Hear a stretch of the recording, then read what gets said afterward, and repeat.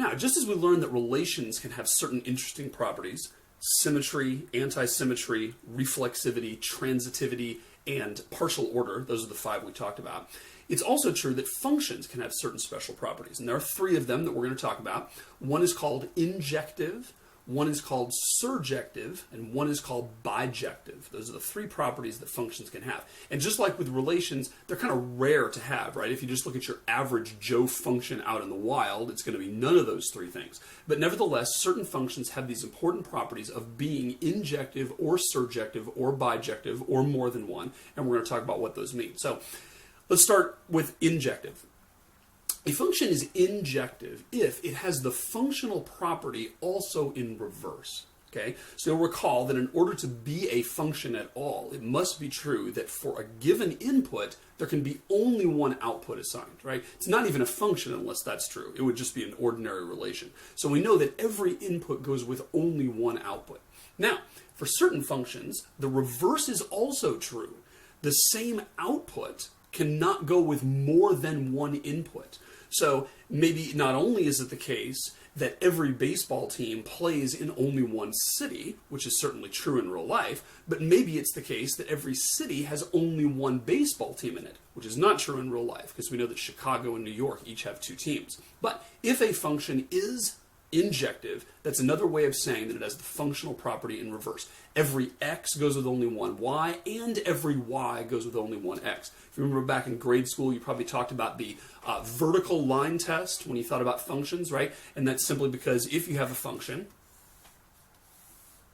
and you plot it, let's say it's a function of x and y, and it's plotted like something like this, your grade school math teacher probably told you that if every time you draw a vertical line, you only cross one point, and you're guaranteed to never cross 2 points on the function for any vertical line, then it's considered a function, right? And that is an equivalent definition of function if you're talking about the reals as your domain and the reals as your codomain. Now, if it is injective, that's simply a way of saying that it would also pass the horizontal line test, which this function does not, because that point right there and that point right there, and it looks like if this kind of is continuous there, that point right there, all have the same y value, right? This is the y-axis up here, this is the x-axis down here. So this function right here is clearly not injective, and that's because the same y value goes with more than one x value. That must not be the case if it is injective. And by the way, another name for injective is the name one-to-one. So some people will call it a one-to-one function if it's injective. All right. Now, separate from injective, there's another property, and that property is called surjective. A function is known as surjective if every element of the codomain does in fact have an element of the domain that maps to it. All right? Every element of the codomain does in fact have an element of the domain mapping to it, which is another way of saying that the codomain is equal to the range. Another name for a surjective function is called onto. They'll call it an onto function, and that is just another way of saying surjective. All right? So injective means that every element in the codomain has only one arrow coming to it. Surjective is a way of saying every element in the codomain does have an arrow coming to it. And then there's the third property, which is bijective, and in some ways that's the simplest one, because bijective simply means that a function is both injective and surjective. If a function is injective and also surjective, we call that a bijection. It's kind of the funny name we use for that, right? So if you look at this visually, it's kind of clearer to see. Let's say I have over here a set. This is going to be my domain. We'll say this is set A. And let's say over here I've got a set B. Let's say this is going to be our codomain. So we've got some points in here, and we've got some points over here. Now, let's think about our mappings. We know that every element of A is going to have an outgoing arrow. And we know that every element of A is going to have only one outgoing arrow. That's part of the definition of a function. It can't possibly be the case that an element of A has more than one outgoing arrow or it wouldn't be a function. And it's also true, we're going to make the constraint that every element of A does need to have an outgoing arrow, which is certainly the case here. Okay, now if we look at a picture like this, we want to ask the question, is this one-to-one? Or equivalently, is this an injection? And the answer here is no, and that's because of this area right here. We have two different arrowheads going into the same element of the codomain. And that means that this is not injective. So it's really easy to see visually if you just look at a map like this. Simply look at every element of the codomain and say, hey, does any element of the codomain have more than one arrow coming into it? And if so, then it's not injective. So you can imagine this dot over here representing Chicago. And over here, this element representing the Cubs and this element representing the White Sox. That's an example of a non-injective function because both those elements of the domain map to the same element of the codomain. All right, then you ask, is this onto, or equivalently, is this surjective? And the answer is clearly no, and that's because of this problem here.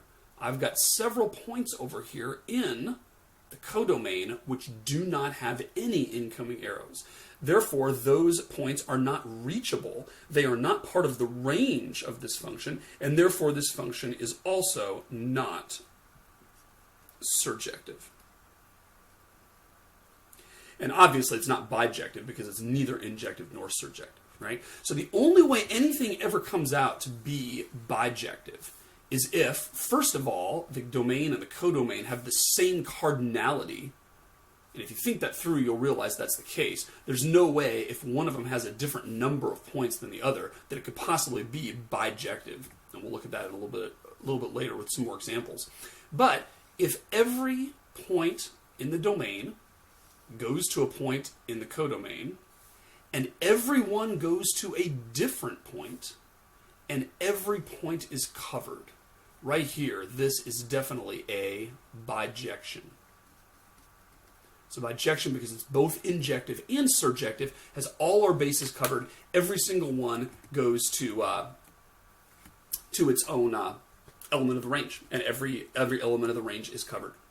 All right, so let's do some quick review questions. Make sure you understand these concepts. We'll look at some extensional examples first, and then some intensional examples. So here's a couple of sets I have here, and I've defined a function, or at least attempted to define a function. My first question is this a valid function? So I've got JZ, or my two sets. J is full of a bunch of singers, Z is full of a bunch of desserts, and I've got the pairings here where I've mapped Beyonce to cannoli and Justin to gelato, etc. Question, is this a valid function? And the answer is no, and that's for two reasons. Number one, Justin goes with two different outputs here, right? We've got Justin going to gelato, but then Justin's going to cannoli. Doesn't work that way. That is a valid relation, but it is not a valid function because it doesn't satisfy the functional property. Also, another reason it doesn't work is that Mariah is missing here. And in order to be a function, we have to make sure that every element of the domain does in fact have a mapping. So this guy doesn't even get off the ground. We won't even ask those questions about injectivity or surjectivity because it isn't even a valid function. All right, you need a different one. Is this a valid function here? And the answer is yes, it is, because it does satisfy the functional property. Beyonce, Justin, and all the others each go to one dessert each. Is it injective?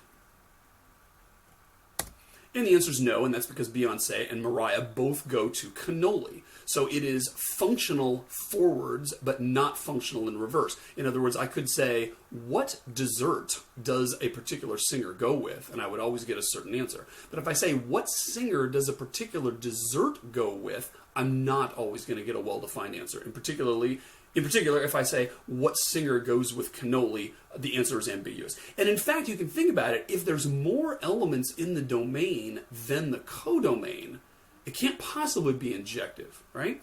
Because injective means that every element of the domain must go to a unique element of the codomain. We can't have any two elements of the domain going to the same element of the codomain. Therefore, if the domain is larger than the codomain, there's no way that can happen. That's a version of what's called the Pigeonhole Principle, which is a principle of reasoning that just says if you've got 4 holes and 5 pigeons, there's got to be 2 pigeons that go in more than one hole. All right, is it surjective? And the answer is yes, and that's because every single dessert is covered here. Is it bijective? The answer is obviously no, because it is not injective, and it must be both in order to be bijective. Let's try a different one. What if we say, let's give everybody tiramisu? Is that a valid function? Yes, it is. Every element of the domain goes to only one element of the codomain. Just happens that they all go to the same element, but that's all good. Is it injective? Clearly not. We've already proven that you can't have a domain of 5 elements be injective to a codomain of 4 elements. And in this case, they all go to the same thing, so give me a break. It's not even remotely injective. Is it surjective? Obviously not. We're missing 3 desserts. And is it bijective? Of course not. How about this one here? Let's get rid of some of those elements of the domain so that we don't have that problem with not being able to be injective. Let's take a look at this function. Is this a valid function? Yes, it is. Satisfies the functional property. Is it injective? Ah, yes. Now we finally have an injective function, and that's because not only is it true that every singer goes with only 1 dessert, but every dessert goes with at most 1 singer. Is it surjective? No, it's not, because we're missing a dessert. We're missing tiramisu. Must have gotten worn out with tiramisu on the last slide. But again, if you think about it, we can never have a surjective function if the domain is smaller than the codomain. And that's because we simply can't cover everything. If there's 4 desserts and only 3 people, we can't possibly map something to every dessert. Is it bijective? No. And let's finally get the domain and the codomain to be the same size. Let's take a look at this one, F5. Is this a valid function? Yes, it is. Is it injective? Yes, it is. Is it surjective? Yes, it is. And is it bijective? Yes, it is. So the size of the domain and the size of the codomain being equal doesn't guarantee that it's a bijection, but that is a prerequisite. That's a necessary condition in order for that to be the case.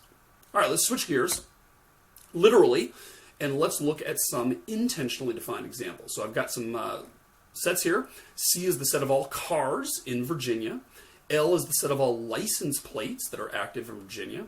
P is the set of all people. D is the set of all Virginia driver's license. Let's say we define a function called registered owner, and we're saying that the domain of that is the set of cars, and the codomain for that is the set of people. And we want to say, given a car, give me back the registered owner. Is that a valid function? I believe that's true. I don't think it's possible for a car to be registered to more than one person. Maybe it can be married to or registered to a married couple. But let's just avoid that peculiarity for a second and say that, you know, every registered automobile is registered to a single person. Therefore, it's a valid function. All right. Is this likely to be injective? That's clearly not the case, right?